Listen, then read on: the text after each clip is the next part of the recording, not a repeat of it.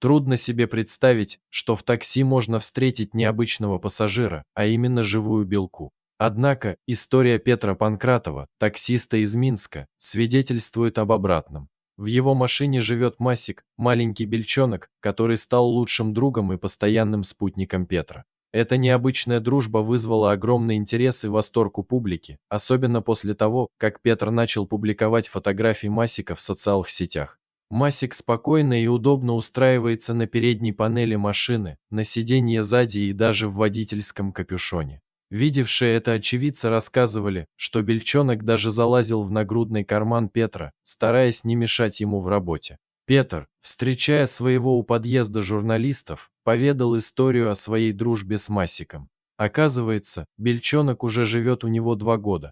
В свое время, когда Петр был еще прапором и проходил службу в Горке Марьиной, солдаты нашли слабенького детеныша белки и принесли его своему командиру. С тех пор Петр выкармливал Масика, заботясь о нем и приучая к различной пище. Масик стал полноправным членом семьи Петра. Он спит вместе с хозяином или устраивает себе уютное место в шкафу, среди вещей. Кроме белки, в доме у Петра есть кошка и аквариум с рыбками, но Масик, кажется, занимает особое место среди всех питомцев. Недавно Петр уволился из армии и начал работать в такси. Удивительно, но даже до этого Масик был его постоянным напарником и не вызывал никогда вопросов у коллег. Однако, после появления фотографий Масика в социальных сетях, подписчики начали угрожать Петру, грозя написать заяву о жестоком с животными обращении.